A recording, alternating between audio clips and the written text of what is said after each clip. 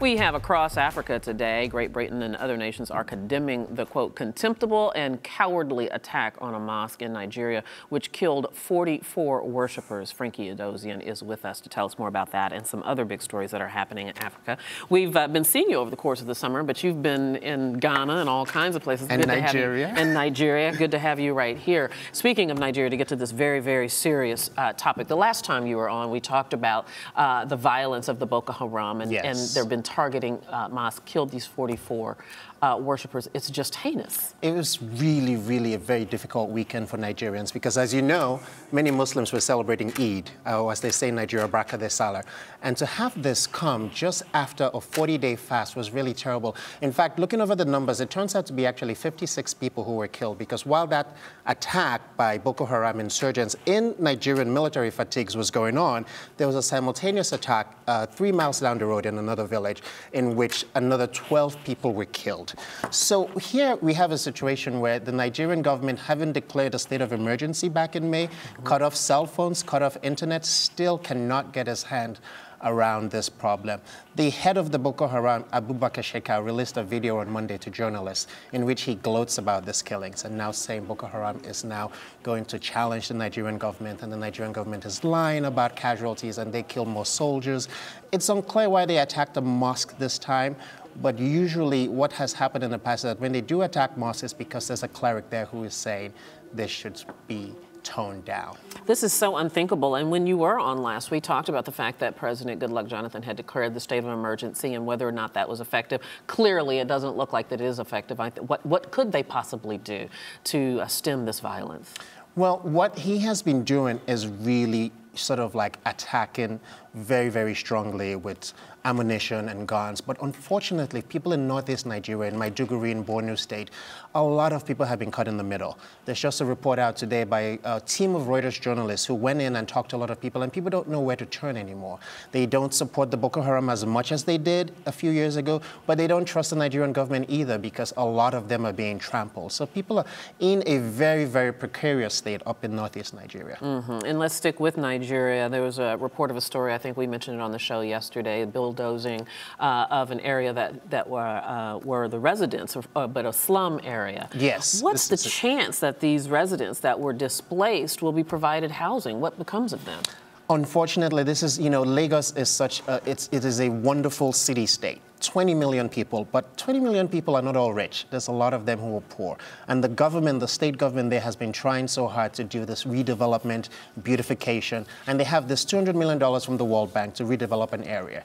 And this is not the first time that it has been raised and people have sort of been displaced and discarded. It is unlikely that those people will be found homes for. Usually what happens when you destroy the homes where poor people live, people expect they would go back to their villages, and sometimes the government has actually put them on buses back to their states of origin. Unfortunately, they just come back. And so Amnesty International has said, you said this was a rubbish dump, but there were clearly people living in there.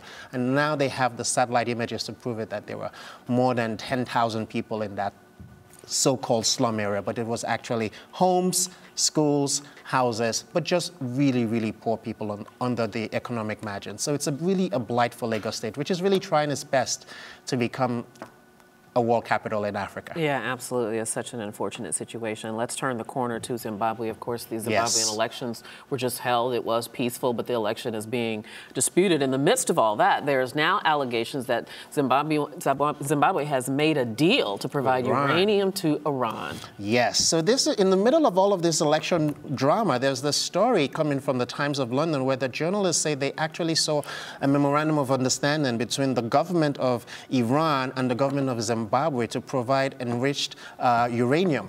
So Zimbabwe has a lot of minerals, uranium included, and this would be an opportunity for them to make a killing. And the minister who actually gave this information to the Times reporter said this was Zimbabwe's ticket. We all know that Zimbabwe has had a very, very tough time economically. When you land in Harare now, you use the dollars because the Zimbabwean currency has fallen.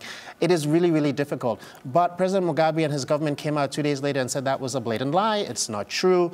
We're not doing anything like that. But the one thing that seemed to be interesting was that the police are now looking for the journalists who did that story, which is now leads to some sort of credence that maybe there has not been an officially signed agreement, but there is no smoke without fire. So something's in the offing. Yeah, maybe they got caught having the conversation about it. Well, before I let you go, let's talk about this very perplexing story about the president of Angola, who's mysteriously missing. he resurfaced. But you know, Debbie, he had been gone to Spain, we believe Barcelona, since June the 26th. With no word on where he had been. He often goes to Spain for dental treatments. And what was so perplexing for the last couple of months was that there was no word in Angola as to when he was coming back, what the state of his health was, nothing at all.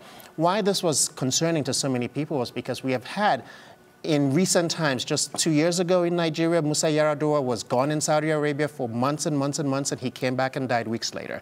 In Ghana, Jonathan Mills, the same thing. He was here in New York for cancer treatment and gone for months, and he came back to Ghana, and a few weeks later he was dead. All the while, the government house is saying, everything's fine, everything's great, he looks good. We also saw this situation in Malawi.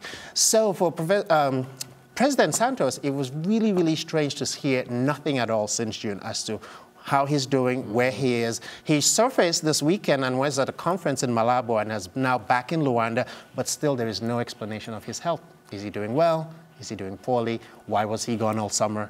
Yeah, and as you say, in these cases, usually no news is not good news. And unfortunately. Of course, jaded Americans, when we hear about a public official disappearing and nobody knows where they are, then it's usually a former governor of South Carolina having an affair with his mistress. With his loved one.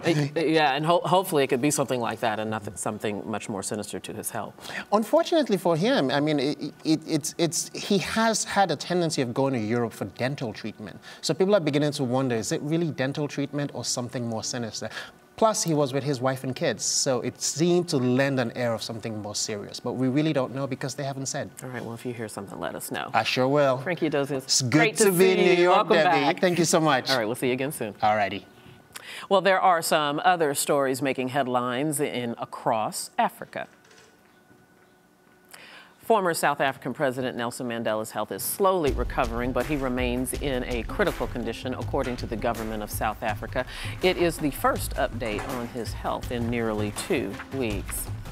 And rising costs and a surge in oil thefts in Nigeria hit Royal Dutch Shell's profits, but the outgoing chief executive says Shell is still committed to Africa. And ongoing insecurity fuels hunger among people who have fled their homes and farms in the Central African Republic.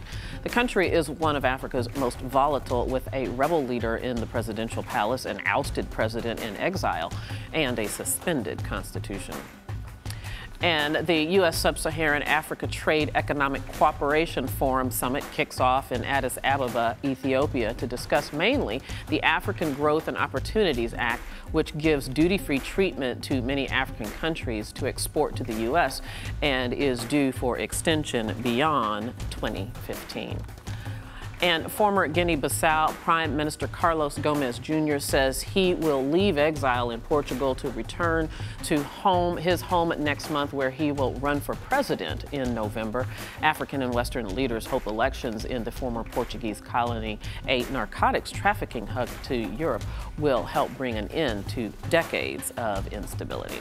And that is our Rise News Across Africa report.